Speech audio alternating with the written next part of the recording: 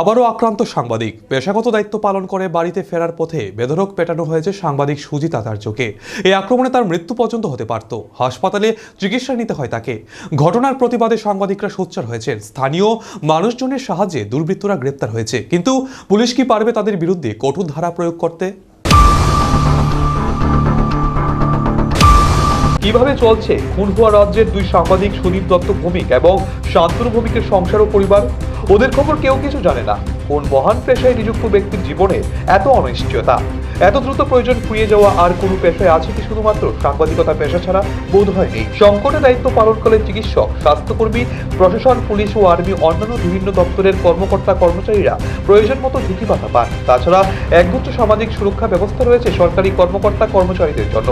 সরকারি কর্মচারীদের সুরক্ষিত রাখতে খুবই সাধুবাদযোগ্য এই সরকারি নিয়ম নীতি। কারণ উপার্জনক্ষম ব্যক্তিটি যখনই হঠাৎই চলে যান, তখন যে কঠিন অনিশ্চয়তার পরে গোটা পরিবার তা সমালোচনার চিন্তাও তো এসে পড়ে। তাই তাদের জন্য সরকারিভাবে এত সুরক্ষা ব্যবস্থা। কিন্তু সাংবাদিক কিংবা গণমাধ্যমের সঙ্গে যুক্ত রয়েছেন যেসব কর্মকর্তা কর্মচারী, তাদের কি কোনো ধরনের নিরাপত্তা আছে? পেশাগত নিরাপত্তা একেবারেই নেই সাংবাদিক কর্মচারীদের। তা আর নতুন করে বলার অপেক্ষা রাখে না। সাংবাদিকদের নেই আর্থিক সামাজিক নিরাপত্তা। আর এত নেই মাঝে এই সাংবাদিকরাই তাদের দায়িত্ব পালন করে যাচ্ছে। একদিকে মানুষের কাছে দেশ বিদেশের সর্বশেষ রাজনীতি, অর্থনীতি, স্বাস্থ্য, খেলাধুলা, বিনোদন সহ সব ধরনের খবর পৌঁছে দিচ্ছেন। অন্যদিকে সমাজের নানান অসঙ্গতি তুলে ধরে নিরবিচ্ছিন্নভাবে সামাজিক দায়িত্ব পালন করছে। এখানে একটা কথা খুবই প্রযোজ্য, প্রয়োজনে সবাই সাংবাদিকদের ধরে নিজের স্বার্থ সিদ্ধি করতে চায়। সংকটে তাই সবার কাছেই এই গণমাধ্যম আর গণমাধ্যমকারীদের ডাক পড়ে সবার আগে। কিন্তু প্রয়োজন ফুরিয়ে গেলে গণমাধ্যম কর্মীদের ছিদ্র অন্বেষণী দায়িত্বপূর্ণ পদে অধিষ্ঠিতদের একমাত্র কাজ। এমনই মনে হয় আজকাল। যত দিন যাচ্ছে সংবাদ মাধ্যমের কর্মীরা অবহেলার পাত্র হয়ে উঠছে। এটি স্পষ্ট। মিডিয়া বা গণমাধ্যমকে যতই গণতন্ত্রের চতুর্থ পিলার বলা হোক না কেন, বাস্তব হলো গণমাধ্যম কর্মী মানেই এক ধরনের তুচ্ছ তাচ্ছিল্যের পাত্র ক্ষেত্র বিশেষ। গণমাধ্যম কর্মীদের জন্য যে রাষ্ট্রীয় বা সামাজিক সুরক্ষা ব্যবস্থা নেই, এটা তো বহুকাল ধরেই প্রতিষ্ঠিত। ক্ষেত্র বিশেষ যে নাগরিক অধিকার পাওয়ার কথা একজন সাংবাদিকের, তাও উপেক্ষিত। গোটা দেশে এরকম বহু উদাহরণ আছে। আর রাজ্যে তো রয়েছেই সুদীপ ও শান্তনু। এদের খুনের কি প্রকৃতই বিচার হয়েছে? এক কথায় বলা যায় হয়নি। তৎকালীন সরকারের সময়ে ঢাকঢোল পিটিয়ে বলা হয়েছিল রাজ্যের খুন হওয়ার দুই সাংবাদিক বিচার পাবেন। ক্ষমতায় পরিবর্তনের পর রাজ্যের বর্তমান সরকারও সেই একই আশ্বাস পেয়েছিল, দুই সাংবাদিক খুনের সাথে জড়িতরা উপযুক্ত শাস্তি পাবে। কিন্তু শান্তনু হত্যা মামলার কারাখুনি তারা এখনো পর্যন্ত সঠিকভাবে চিহ্নিত হয়নি। আর সুদীপ দত্ত ভৌমিক খুন মামলায় অপরাধীরা কি শাস্তি পেল সেটা এখনো অজানা। এই রাজ্যে সাধারণ মানুষ এখন তাদের নামও ভুলে গেছে।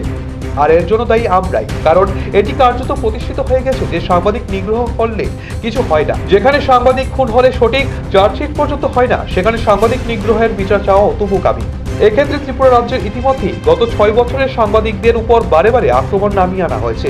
অধিকাংশ ক্ষেত্রেই অভিযুক্তরা গ্রেপ্তার পর্যন্ত হয়নি।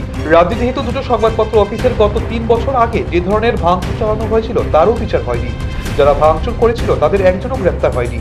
কিন্তু কারা ভাঙচুর করেছিল তা সবাই জানে।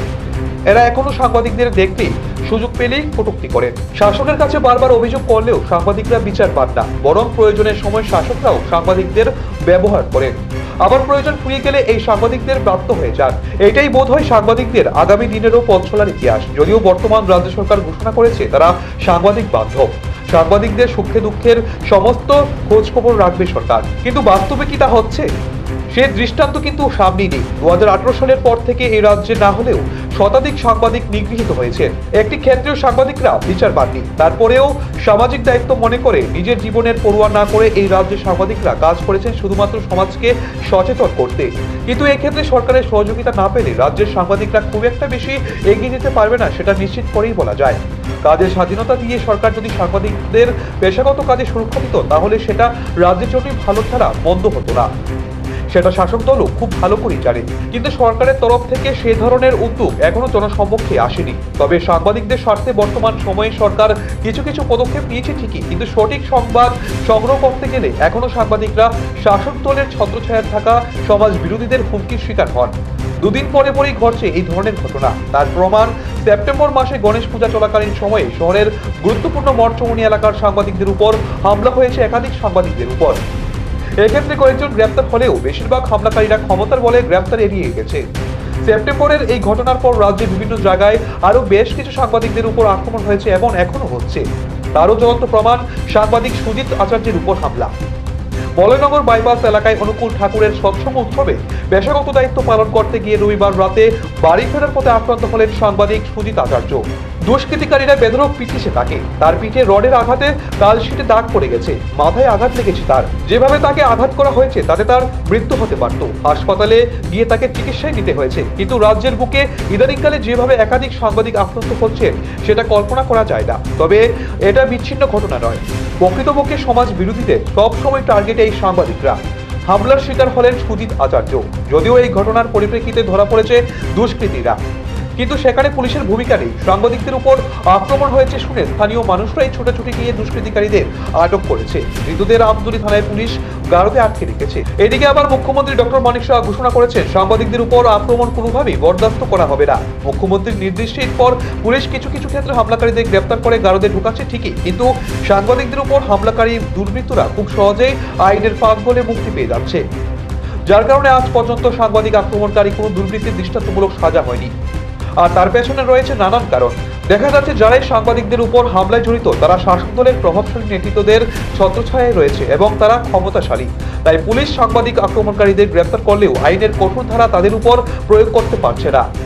ক্ষমতাবানরা পুলিশেরও ম্যানেজ করে নিচ্ছে বলে অভিযোগ করেছে। সাংবাদিকদের উপর আক্রমণ করেও পাওয়া যায় সেটা অন্যান্য সমাজ বিরোধীরাও জেনে যাচ্ছে। তাই ছোটখাটো অপরাধীরাও এখন সাংবাদিকদের আক্রমণ করতে পিছপা হচ্ছে না। এদিকে সুজিত আচার্যের উপর হামলাকারীদের গ্রেপ্তার হয়েছে, কিন্তু তাদের যদি কঠোর শাস্তি না হয়, ক্ষমতাশালীদের হস্তক্ষেপে তারা যদি জেল থেকে মুক্তি পেয়ে যায়, তবে জেল থেকে বেরিয়ে পরবর্তী সময়ে তারা সাংবাদিকদের হুমকি ধুমকি দেবে না সে গ্যারান্টি কি আছে?